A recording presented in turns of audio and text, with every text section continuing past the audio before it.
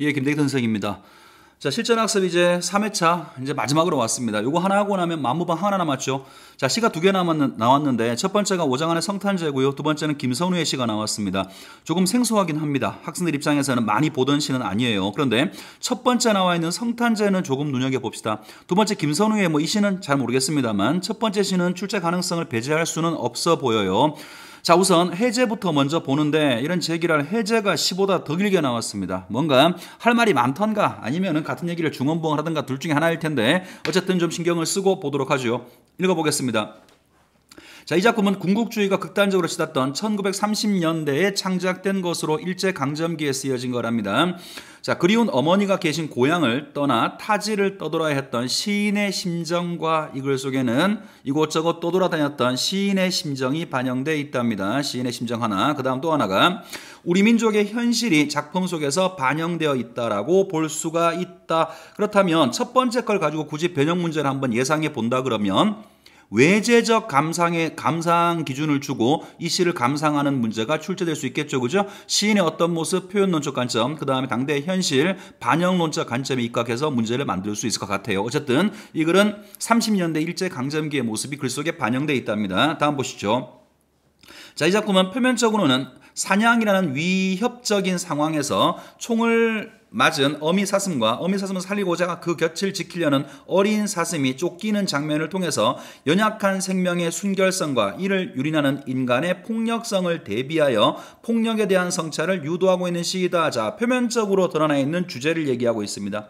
표면적으로 이런 내용을 통해서 폭력에 대한 성찰을 유도하고 있답니다. 인간에 의해서 무참하게 죽어가는 어미 사슴, 그 다음 그 옆에서 눈물을 흘리는 어린 사슴의 모습을 통해서 표면적으로는 생명에 대한 성찰을 보여주고 있다. 오케이. 자, 그 다음에 이 작품에서 어두운 숲 이런 제기랄, 그죠?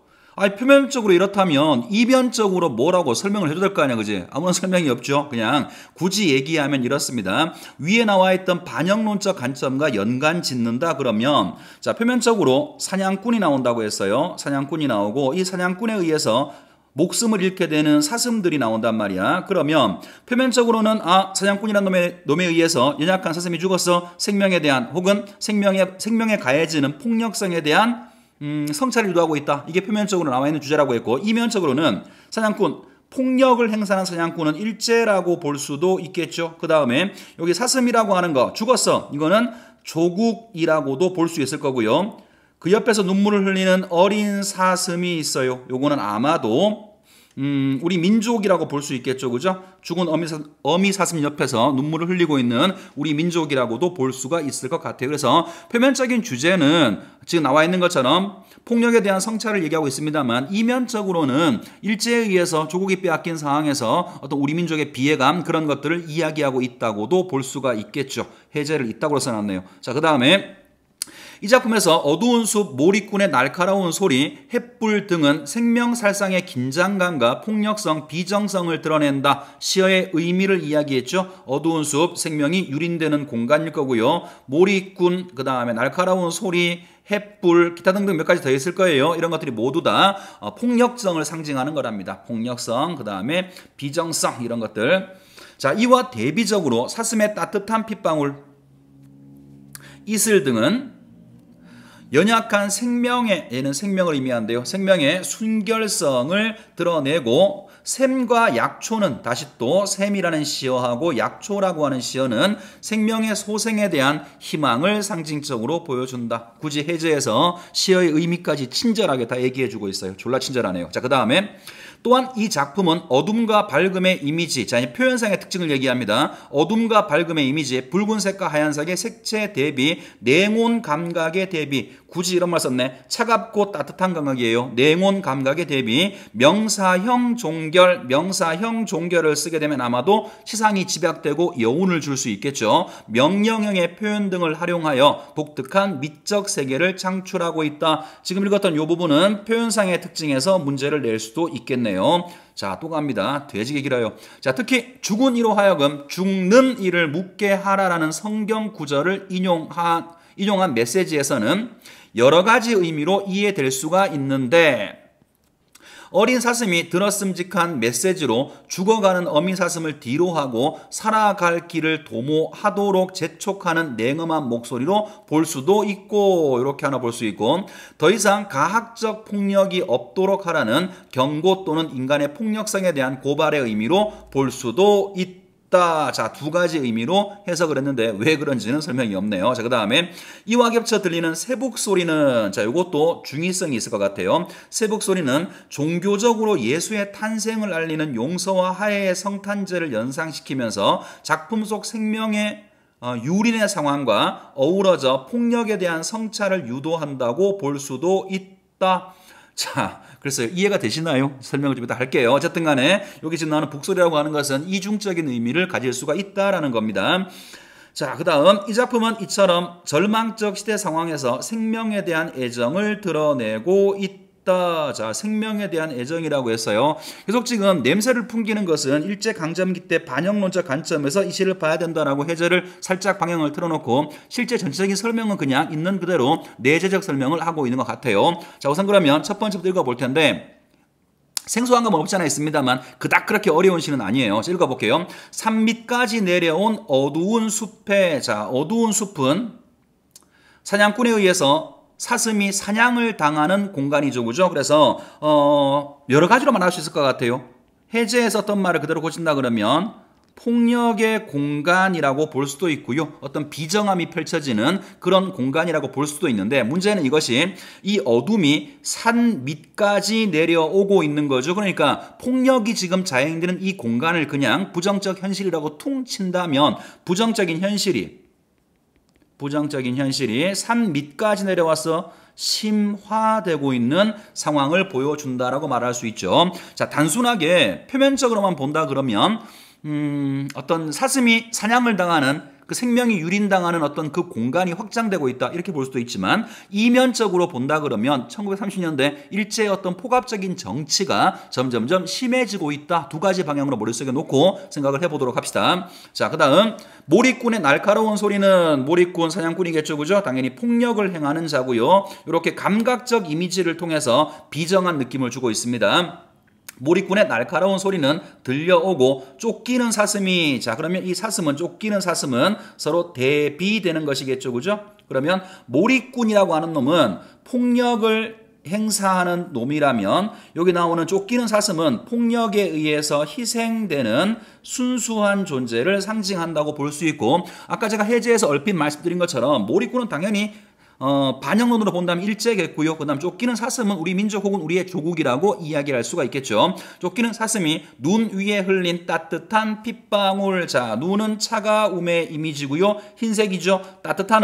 따뜻함의 이미지고요. 핏방울은 다시 또 적색이니까 아까 해제에서 봤던 두 가지 표현 방식을 여기서 확인할 수가 있겠네요. 하나는 냉온 감각의 대비죠. 눈, 차가움, 따뜻한 거. 그 다음 또 하나가 색채 대비가 있어요. 흰색과 붉은색의 색채 대비. 그래서 냉온 감각의 대비 and 색채 대비를 통해서 어떤 비정한 상황, 몰입꾼에 의해서 죄 없는 사슴이 죽어나가는 비정한 상황을 제시하고 있다. 일단 이렇게 얘기하면 되겠네요. 자, 그 다음에 두 번째로 갑니다.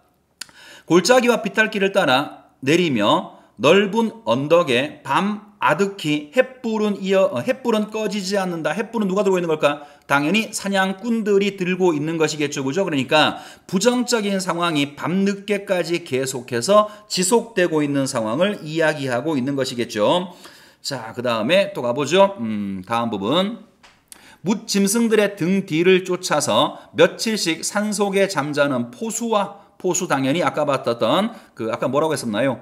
아까는 몰입꾼이었죠. 그죠? 몰입꾼하고 똑같이 폭력을 행하는 존재. 사냥개도 마찬가지 부정이겠죠. 포수와 사냥개. 나이 어린 사슴은 보았다. 나이 어린 사슴 생명일 수도 있고 순수한 존재일 수도 있겠죠. 나이 어린 사슴은 보았다. 오늘도 몰입꾼이 메고 오는 표범과 늑대. 자, 이거 주의해서 보셔야 돼요. 요거 주의해서 보셔야 됩니다. 자, 얼핏 생각하면 표범과 늑대 뭔가 흉폭한 놈, 사슴 입장에서는 위험한 놈이니까 부정처럼 보이죠. 그런데 가만히 보면 뭐라고 표현되어 있냐면 오늘도 몰입꾼이 메고 오는 거죠. 그러니까 표범과 늑대는 사슴과 똑같이 폭력에 의해서 희생된 자 혹은 희생된 생명을 상징하고 있는 겁니다. 계속 밤늦도록 횃불은 꺼지지 않고 어제도 오늘도 이 숲속에서는 폭력이 계속 자행되고 있다는 사실을 보여주는 거죠. 다시 얘기합니다. 표범과 늑대 부정 아니에요.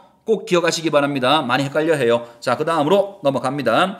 어미의 상처에 입을 대고 핥으면서 어린 사슴이 생각하는 것, 그것은 어두운 골짜기의 밤에도 어떤 부정적인 상황에도 잠들 줄 모르며 솟는 샘과, 자, 어린 사슴이 샘을 생각을 하고요. 깊은 고를 넘어 눈 속에 하얀 꽃 피우는 약초. 자, 이 두 가지가 총을 맞고 쓰러져 있는 어미의 시체 옆에서 어린 사슴이 생각하는 거랍니다. 그렇다면 이 두 가지가 상징하는 것은 일단 이게 있으면 엄마가 살아날지도 몰라 치유의 의미를 갖는다고 볼 수 있죠. 다른 말로는 소생이라고도 볼 수 있을 거고요. 또 다른 관점으로 보자 그러면 이 밤에도 이 깊은 눈 속에도 이건 있을 거야 희망을 상징적으로 보여준다라고 말할 수 있죠. 자, 이 절망적인 상황에서 어린 사슴은 희망을 생각을 합니다. 자, 그 다음으로 가죠. 참으로 아슬한 곳에서 새복 소리가 울린다. 자, 이제 이거에 대한 해석이 참 골 때립니다. 잘 들어보셔야 돼요. 두 가지 해석을 할 거예요. 일단은 읽은 다음에 얘기하겠습니다. 참으로 아슬한 곳에서 새복 소리가 울린다. 죽은 이로 하여금 죽는 이를 묻게 하라. 자, 요거는 성경 구절이랍니다. 선생은 잘 모르겠습니다만 성경 구절에 이런 게 나온답니다. 자, 그러면 첫 번째 해석을 좀 보도록 하겠습니다. 첫 번째 해석은 지금까지 쭉 나온 상황은 계속 부정적인 상황이었었죠. 그죠? 그 상황에서 자, 이 글의 제목이 성탄제죠. 성탄제. 그러니까 이 새복 소리를 성경 속에 나오는 예수 탄생의 소리라고 보는 거예요. 예수 탄생의 소리. 그러면 예수라고 하는 건 결과적으로 사랑을 이야기하는 거죠. 자, 그리고 나서 예수님이 혹은 성경책에서 했던 말 한 구절을 인용을 하고 있어요. 그러니까 이런 뭔가 현실과 폭력이 자행되는 이런 현실과 대비되는 사랑의 말씀을 하나 혹은 예수로 상징되는 사랑의 어떤 북소리를 집어넣음으로 인해서 우리 어떤 폭력, 인간의 폭력에 대한 성찰을 유도하고 있다. 이렇게 하나 볼 수가 있고요. 자, 그 다음에 또 하나의 해석은 어떻게 보냐면 새복 소리 자체를 부정으로 보는 거예요. 자, 이제 이걸 누가 치는 거라고 보는 거냐면 사냥꾼. 사슴을 잡으러 오는 사냥꾼들이 치는 새복 소리라고 보는 거죠. 그러면 이거는 부정적인 상황이 계속해서 이어지고 있는 것을 보여주는 거예요. 아까 밤늦도록 횃불이 꺼지지 않는 것처럼 새복 소리가 계속 울린다라고 하는 것은 부정적인 상황이 계속되고 있음을 보여주는 것으로 해석할 수가 있습니다. 자, 그렇게 본다 그러면 그 다음 구절은 어떻게 봐야 되냐면 죽은 이로 하여금 죽는 이를 묻게 하고 사슴, 넌 더 이상 슬퍼하지 말고 네 길을 찾아가. 자, 어린 사슴한테 슬픔을 이제는 극복을 하고 너의 삶을 살아가야 된다라고 하는 의지를 북돋우는 그런 소리로 볼 수도 있어요. 자, 어떻게 보든지 간에 두 가지 해석이 가능한데, 자, 그럼 공부하는 입장에서는 그럼 둘 중에 뭐가 맞나요? 맞는 게 없다니까요. 이거 만약에 두 가지 이상으로 해석되는 구절을 시험에서 문제화시키려고 하면 반드시 보기를 줄 거예요. 여러분이 길러야 될 실력은 뭐냐면 보기를 딱 보고 이 보기가 나한테 첫 번째 관점을 요구하고 있는 건지 아니면 두 번째 관점을 요구하고 있는 건지를 판단할 수 있으면 되고요. 그냥 기계적으로 무조건 암기하는 건 별 큰 도움이 되지 않을 거예요. 자, 그 다음으로 갑니다. 길이 돌아가는 사슴의 뒷밤에는 맑은 이슬이 내리고, 이슬은 당연히 눈물이겠죠, 그죠? 뭔가 비애감이 느껴집니다. 눈 위에는 아직도 따뜻한 핏방울 땡땡땡. 마지막에는 완결되지 않은 문장을 쓰고 있는 거죠. 완결되지 않는 문장을 사용해서 읽는 사람들한테 여운을 주고 있다, 이렇게 얘기하면 될 것 같아요. 그래서 서두에 말씀드린 것처럼 일단 표면적으로 보면 인간에 의해서 생명이 유린되는 사슴의 모습을 통해서 인간의 어떤 폭력의 비정함을 이야기하고 있는 그런 시예요. 그렇지만 반영론적으로 본다면 일제와 우리 민족의 관계로 이 시를 해석할 수도 있다. 일단 그렇게 정리하시면 되겠습니다. 자, 그 다음에 더 골 때리는 시가 나오는데요. 왜 골 때리냐고 하냐면 이 시에 대한 해석이 뭐 시 중에 몇 개 나와 있는 게 있는 것 같아요.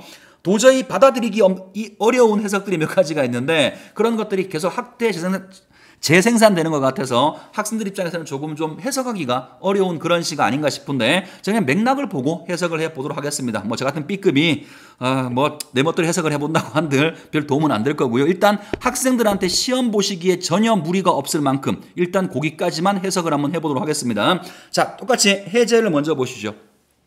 이 작품은 생명체의 순환 원리 속에서 그동안 당연시되었던 희생과 폭력에 대해서 물음을 던지는 시이다. 일단 기본 전제가 생명의 순환 원리, 그 다음 그동안 당연시되었던이니까 우리의 삶이겠죠. 우리의 삶의 어떤 태도에 대해서 문제를 제기한다고 했으니까 당연히 성찰적인 내용의 시일 겁니다.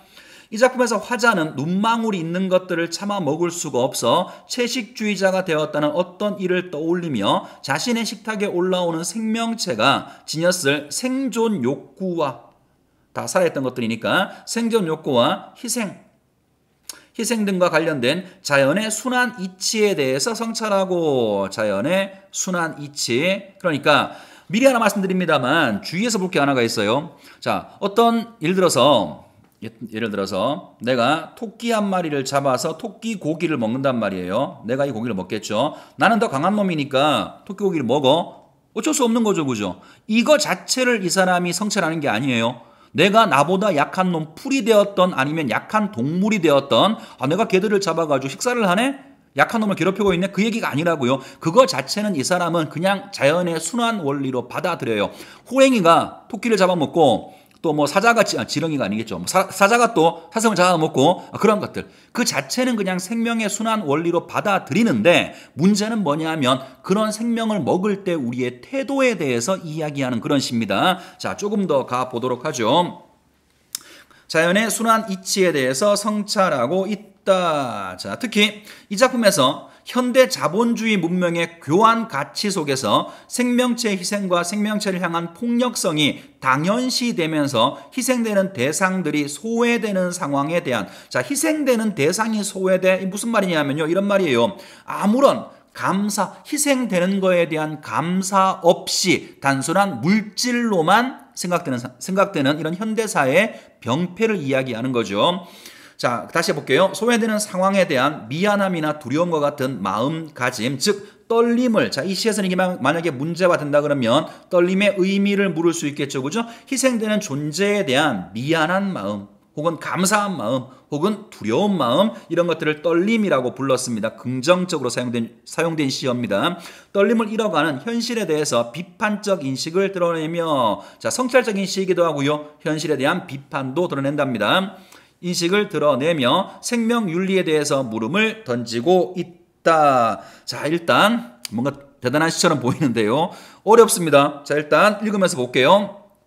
어떤 이는 눈망울이 있는 것들 아마 동물들이겠죠. 전혀 중요한 거 아니고 내용 설명하는 거예요. 자, 동물들은 눈망울이 있는 것들이니까 있는 것들 차마 먹을 수가 없어서 채식주의자가 되었다라는데 어떤 사람들이 한 말을 인용을 했고요. 내 접시 위에 풀들 나는 이제 풀을 먹고 있어. 동물이 아니죠. 풀들 깊고 맑은 1000개의 눈망울로 빤히 나를 쳐다보기 일수. 자, 여기서 눈망울은요, 생명을 이야기하는 거예요. 자, 조금 더 읽고 얘기합시다. 이 고요한 사냥감들에도, 고요한 사냥감 누굴까요? 내가 지금 먹고 있는 풀들이죠, 그죠? 말이 없는 놈들이니까. 이 고요한 사냥감들에도 핏물, 자박거리고 꿈틀거리며 욕망하던 길이 있으니, 이런 요까지 보세요. 상상을 해봐야지. 설마 풀이 핏물 자박거리진 않겠지, 그지? 뭘 얘기하는 거냐면 동물뿐 아니라 살아있던 모든 풀들이라고 하더라도 어떤 생명에 대한 욕망, 삶의 욕망, 생명에 대한 의지를 이야기하는 거예요. 자, 다시 적어볼게요. 생명에 대한 욕망 혹은 삶에 대한 삶에 대한 의지 이런 것들이 있었을 거라는 거예요. 모두 다 살아있던 존재라는 거죠. 풀이 되었던 동물이 되었던 다 살아있던 그런 존재라는 겁니다. 다시 보죠. 욕망하던 디안 있으니 내 앉은 접시나 그들이 앉은 접시나 매 일반 자 내가 앉은 접시나 그들이 앉은 접시나 그들이 정확히 누군지는 모르겠어요. 그죠? 모든 것들이 다 살아있는 것들이 접시 위에 올라온다는 거죠. 자, 좀 더 갑니다. 매일 똑같다. 1000년 전이나 10,000년 전이나 생식을 할 때나 화식을 할 때나 육식이나 채식이나 매일반 자, 똑같다라는 거죠. 자, 다시 한번 정리해 볼게요. 동물이라고 하는 거나 풀들이라고 하는 거나 생명에 대한 어떤 욕구가 있는 것은 다 마찬가지였었고 아주 옛날부터 내가 사람이 동물을 먹을 때나 혹은 강한 동물이 약한 동물을 먹을 때나 약한 동물이 풀을 먹을 때나 생명이 있는 것들을 어떤 먹이로 삼았다라고 하는 것은 어차피 다 똑같았다라고 얘기하고 있는 거죠. 자연의 원리를 이야기하고 있는 겁니다. 서두에 말씀드린 것처럼 주의할 것은 내가 나보다 약한 존재를 먹는 거에 대해서 죄책감을 느끼는 게 아닙니다. 내가 지금 풀을 먹어. 풀은 나보다 약한 존재야. 그래서 나는 좀 미안하네? 그거 아니라고요. 지금 하자가 말하고 있는 것은 여기까지 말하고 있는 것은 생명의 순환 원리를 말하고 있어요. 매일반이래잖아. 나나 너네나 인간이나 동물이나 살기 위해서 뭔가를 먹어야 되는 것은 아주 옛날부터 지금까지 오는 동안 달라진 게 없다라는 거예요. 생명 순환의 원리에 대해서 얘기하고 있는 겁니다. 자, 다음으로 가죠. 자, 문제는 자, 그런데 이제 여기서부터 이제 문제의식을 제기합니다. 문제는 내가 떨림을 잃어간다라는 것. 자, 문제는 강한 자가 음식으로 사냥을 해서 뭔가를 먹어왔던 이 생명순환의 원리는 옛날이나 지금이나 똑같은데 뭐가 문제냐면 떨림을 잃어간다라는 거예요. 자, 뭔가 성찰을 제기하고 있죠. 문제의식을 제기하고 있습니다. 문제는 내가 떨림을 잃어간다는 것인데 일테면 10,000년 전에 내 할아버지가 자, 10,000년 전에 내 할아버지 요거는 누구랑 대비되고 있는 거냐면 나하고 대비되는 거죠. 하나 더 얘기해 볼까요? 나는 그럼 뭐를 대표하는 사람인가요? 현대 물질 문명 속에 살고 있는 현대인을 대표하는 사람인 거죠. 자, 그래서 나하고 할배는 서로 대비되는 겁니다. 왜 그러냐면 나는 지금 떨림을 잃었다 그랬죠. 그죠? 그런데 10,000년 전에 내 할아버지가 알라꼬리 암사슴에 목을 돌도끼로 내려치기 전 두렵고 고마운 마음으로 자, 두려운 마음. 고마운 마음. 자, 생명을 희생해서 내 식탁 위에 올리는 거잖아요. 먹고 살기 위해서. 그렇지만 그냥 막 죽이는 게 아니라 두렵고 고마운 마음으로 올리던 기도가 지금 나한텐 없어. 자, 나의 일용할 양식이 되기 위해서 희생한 그 생명에 대한 고마움과 혹은 두려움이 나한테는 없다라는 거죠. 그러면 그 고마움과 두려움을 다른 말로 뭐라고 표현했어요? 떨림이라고 표현했죠. 아주 옛날 사람들이 희생되는 생명에 대해서 가졌던 그러한 떨림을 오늘날 현대인은 가지고 있지 않다라는 거예요. 그러니까 개인적으로 본다면 성찰일 수도 있고요. 확대해서 본다 그러면 현대인들에 대한 비판 의식이라고도 볼 수가 있겠죠. 자, 그 다음 또 갑니다.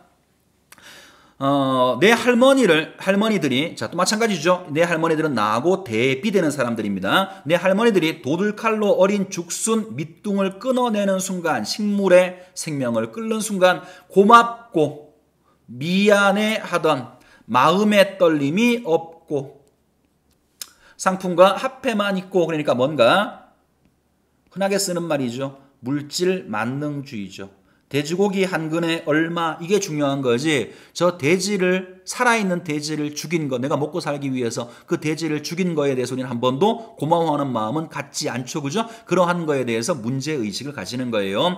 자, 사뭇 괴로운 포즈만 남았다라는 거. 자, 그러한 거 아무것도 없이 괴로운 포즈만 남았어. 이 괴로운 포즈가 정확히 뭔지 솔직히 모르겠는데 문맥을 보면 뭐라고 말할 수 있냐 하면 떨림이 없는 상태인 거죠.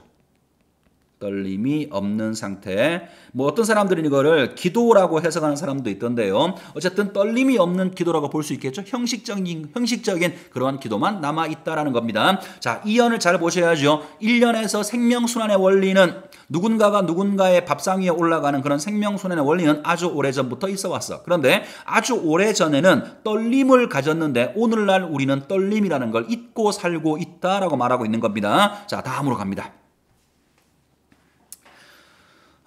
내 몸에 무언가 공급하기 위해 나 아닌 것에 숨을 끊을 때, 자, 이런 것을, 이걸 비판하는 게 아니에요. 이거는 생명의 순환 원리라 그랬죠.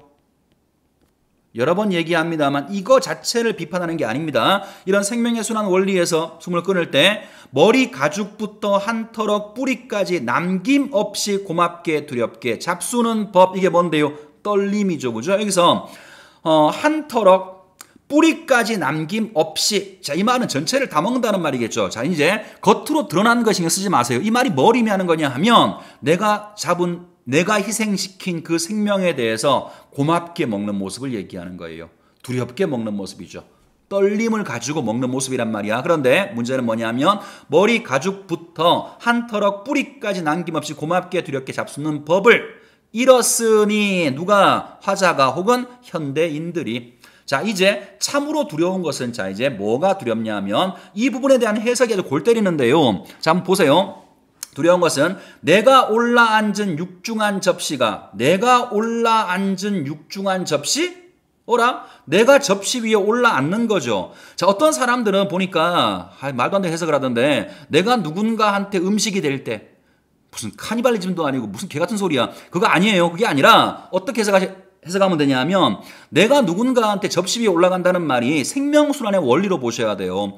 나도 죽으면 땅속의 흙으로 돌아가겠죠. 내가 흙에 거름이 되어서 풀들한테 다시 하나의 자양분이 될 수 있겠지. 그러니까 여기 지금 나와 있는 것 그대로 내가 누군가의 접시 위에 올라간다고 생각하지 마시고요. 그럼 이해가 안 돼요. 그죠? 그렇게 생각하지 말고 그냥 생명순환의 원리 중에 하나로 내가 나중에 죽은 다음에 어떤 작은 생명의 거름이 될 때, 그렇게 생각하는 거예요. 자, 생명순환 하나의 원리가 될 때 언제쯤 깨끗하게 비워질 수 있을까 장담할 수 없다는 것. 자, 깨끗하게 비워진다는 게 무슨 말인가요? 나를 희생시켜서 먹는 누군가한테 나도 떨림의 마음을 받을 수 있을까라고 생각하는 거죠. 다시 얘기해 볼게요. 내가 지금 현재 나보다 먹고 살기 위해 생명을 희생시킬 때 떨림의 마음이 없었어. 내가 나중에 어떤 흙이 되고 뭐가 되어서 누군가한테 음식이 될 때 그도 내가 했던 것처럼 떨림이 없이 나를 먹을까, 그게 두렵다라는 거죠. 그러니까 해석을 주의해서 하라고. 자기가 죽는 거에 대해 두려워하는 게 아니에요. 생명순환의 원리 속에서 내가 누군가의, 거친 말입니다만, 자양분 음식이 될 거라는 거 이 사람은 생명순환의 원리로 받아들이고 있어요. 다만 내가 그랬던 것처럼 나도 누군가에게 떨림이 없이 음식이 될까 봐, 그게 두려운 거예요. 이해하시겠어요? 자, 이제 마지막까지 갑니다. 육중한 접시가 언제쯤 깨끗하게 비워질 수 있을지 장담할 수 없다는 건, 도대체 이 무거운 토막난 몸을 끌고, 자, 토막난 몸이 왜 토막난 거죠? 누군가한테 온전히 다 먹히지 못했으니까. 온전히 먹는다는 게 뭐였어요? 두려운 마음과 감사한 마음, 떨림을 가지고 먹는 거죠. 근데 나도 누군가한테 떨림 없이 먹으면 온전히 먹히지 않은 거잖아. 그러니까 토막난 몸이 남게 된 거죠. 그래서 토막난 몸을 끌고 어디까지 땡땡땡. 자, 마지막에는 하자가 뭔가를 두려워하고 있어요. 그죠? 그 두려움이 뭔가요? 생명순환의 원리 속에서 내가 했던 짓, 희생된 존재에 대한 두려움과 고마움이 없었어. 나도 혹시 누군가에게 그렇게 되지 않을까라고 두려워하는 것이지 죽는 걸 두려워하는 게 아닙니다. 자, 조금 생소한 시 하나를 같이 봤고요.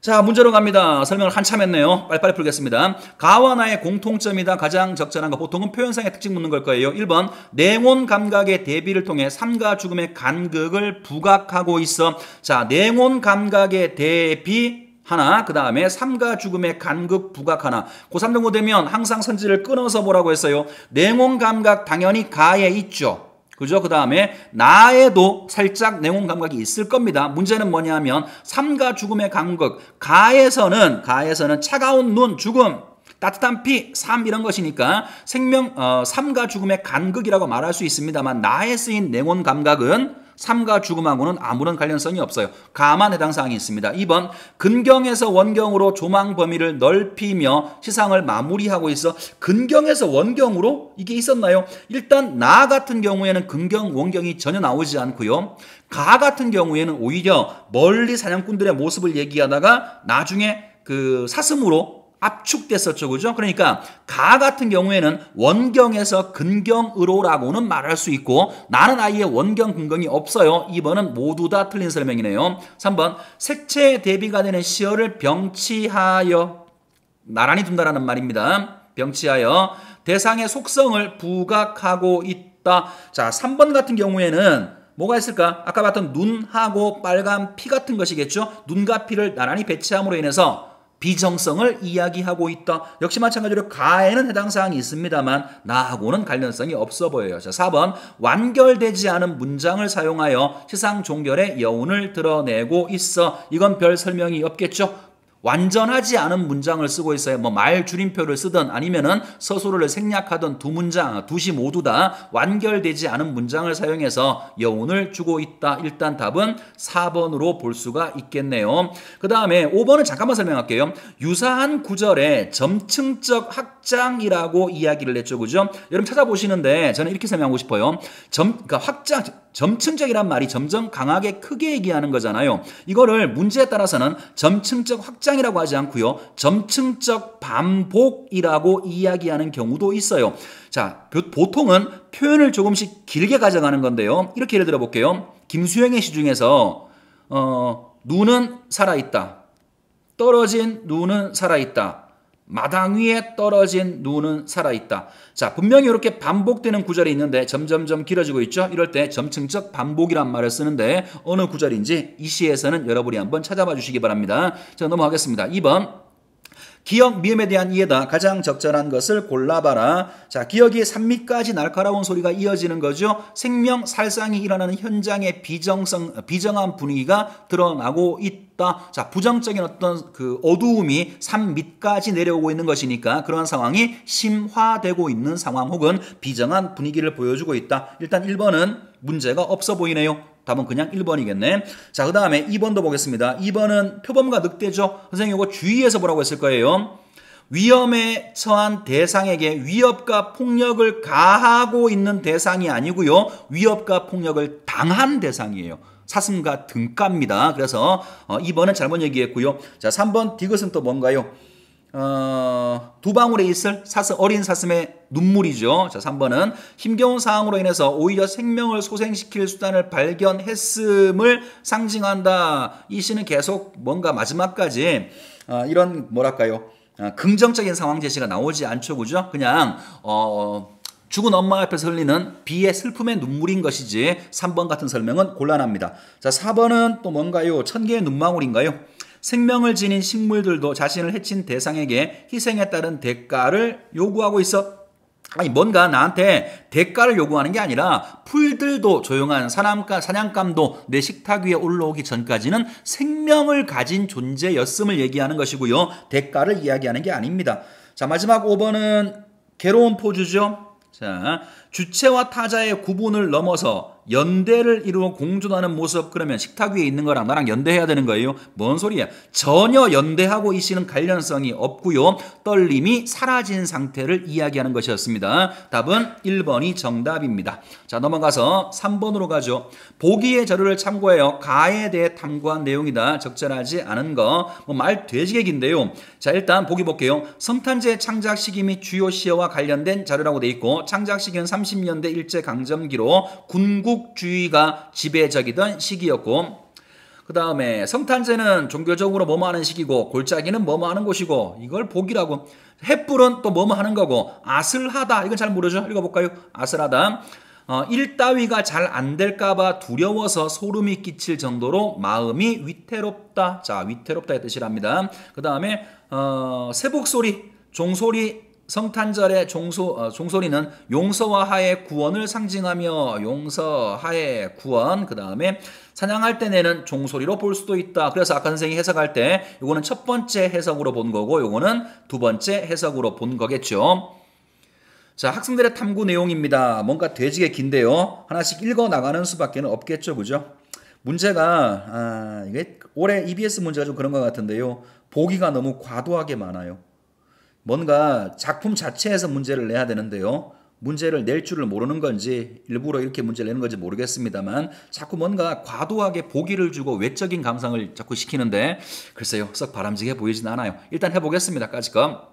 자, 첫 번째, 이 시의 제목 성탄제라고 붙인 이유가 무엇일까? 시에서는 상처 입은 어미의 어린 사슴의 생명이 위협받는 상황을 고려할 때 생명에 대한 억압이 이루어지는 내용을 통해서 생명의 고귀함에 대한 성찰을 유도하고자 역설적 상황, 자 성찰, 역설적 상황, 지금 죽어가는 상황에서 사랑을 상징하는 혹은 성경 구절, 이 한 구절을 집어넣은 거죠. 그죠? 생명이 위협받는 상황을 사랑을 얘기하고 있어. 뭔가 역설적인 상황. 이걸 통해서 니들도 이렇게 살아야 돼. 성찰을 유도하고 있다. 첫 번째 해석으로 이야기를 한 거죠. 1번 일단 문제 없어 보입니다. 두 번째, 아슬한 곳에서 새복 소리가 울린다는 것은 어떤 의미로 볼 수가 있을까? 골짜기와 비탈 같은 막다른 곳을 공간적 배경으로 제시한 것으로 미루어 볼 때 일제강점한 우리 민족이 고비에 내몰린 것과 같은 암담한 상황에 처해 있음을 나타내고 있다. 뭐 이것도 굳이 설명이 필요 없겠죠. 자, 3번 갑니다. 이 시에 사용된 시어들을 이 시가 창작된 시대 상황과 관련진다면 어떤 의미일까? 골짜기 비탈과 같은 막다른 곳을 공간적 배경으로 제시한 것으로 선생님 지금 뭔가 만들다가 좀 잘못 만든 것 같아요. 이쯤에 다시 또 할 수도 없고요. 일단 3번까지는 뭐 큰 문제 없이 여러분이 볼 수 있을 것 같고요. 이게 아마 답이 4번인가 그렇죠? 4번을 좀 보겠습니다. 4번이 D죠. 미안합니다. 선생님 알다시피 B급이라서 잘 만든다고 만들었는데 만들다 보니 이 모양이 됐네요. 자, 4번을 볼게요. 몰입꾼의 날카로운 소리가 들려오며 어둠을 밝히는 횃불이 꺼지지 않는다는 것은 자, 부정적인 상황이 지속되는 거죠. 당시 시대와 연관지어 볼 때 궁극주의 폭압적 상황 속에서도 불빛과 같은 희망 아니죠. 이 시에서의 횃불은 폭력을 상징하는 것이었죠. 희망이라고 볼 수 없어요. 오히려 부정적인 상황이 지속되고 있다라고 봐야 됩니다. 답은 4번으로 봐야 됩니다. 자, 그 다음에 넘어가서 4번 문제로 갈게요.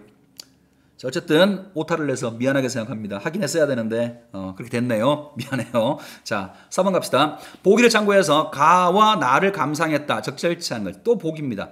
일단 읽어볼게요. 생명에 대한 고찰은 문학의 주된 연구 과제이다. 특히 인간과 동물, 식물 등 세상의 자연 존재물이 상호 밀접한 관련이 있다고 보는 생각은 생태적 상상력에 바탕을 두고 있다. 문학 작품은 생태적 상상력을 통해서 개체들의 존재 의미에 대해서 물음을 던지거나 각 개체들이 고정된 것이 아니라 순환 과정을 겪는다는 인식을 유도하기도 하고 생명의 순환, 세계의 폭력성과 생명체의 연약성을 대비하여 약자에 대한 연민을 표출하기도 한다. 나아가 생태적 상상력은 문명 발달로 생명이 훼손되는 실상, 인간의 이기를 우위에 둔 자본주의의 교환 논리 등에 대해서 반성적 사유의 계기를 제공하여서 인간을 비롯한 다른 생명체의 상처에 대한 치유와 상생의 방법을 모색하고자 한다. 자, 치유와 상생의 방법으로 이 사람이 제시한 건 떨림의 회복이라고 말할 수 있겠죠. 자, 그러면 답을 한번 찾아볼까요? 자, 일단 그러면 보겠습니다. 1번. 이게 옳은 거 찾는 건가요? 잠깐만요. 옳지 않은 거 찾는 거죠. 자, 1번부터 보겠습니다. 며칠씩 산속에서 잠자는 포수와 사냥개와 대비되는 나이 어린 사슴의 모습은 폭력적 존재에 의해 위협받는 연약한 생명체의 모습을 떠올리며 약자에 대한 연민을 유도한다고 볼 수 있다. 눈에 띄게 잘못된 말이 있어요? 하나도 없죠. 그죠? 사슴의 모습, 연약한 생명체 이런 거에 대한 연민을 드러내고 있다. 보기하고도 정확히 대칭을 이룹니다. 자, 그 다음에 2번으로 가죠. 어린 사슴이 밤에도 잠들 줄 모르는 솟는 샘을 떠올리는 것은 샘이 희망 혹은 치유 같은 의미였었죠. 긴장감이 감도는 어두운 분위기 속에서 상처 입은 생명을 소생시켜 자, 죽은 엄마를 살려내는 것, 소생시켜줄 샘과 같은 치유에 대한 기대를 반영한 것 혹은 희망을 보여주는 거고요. 자, 3번.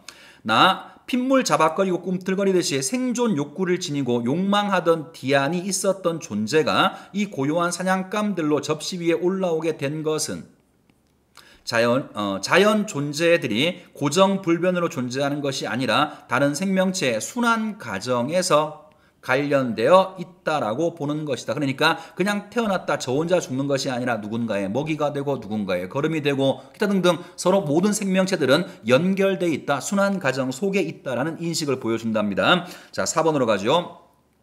내가 떨림을 잃어간다는 문제의식을 느끼면서 상품과 화폐만 있다고 인식한 것은, 현대사회의 문제를 인식한 것은 생명이 훼손되는 실상에도 불구하고 자본주의의 교환 논리에 매몰되어 살아가는 현실에 대한 성찰과 반성을 드러내고 있다. 혹은 현대인들에 대한 비판을 드러내고 있다. 문제 없습니다. 답은 그러면 5번이겠네요.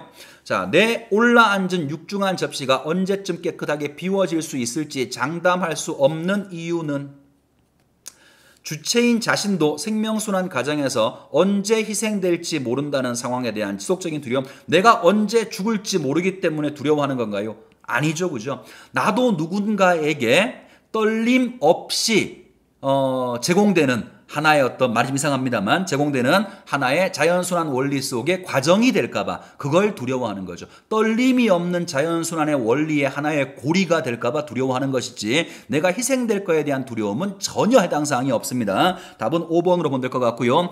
자, 어려운 시 2개 봐서 조금 설명을 길게 했습니다. 차근차근 잘 정리해 두시기 바랍니다. 고생했습니다.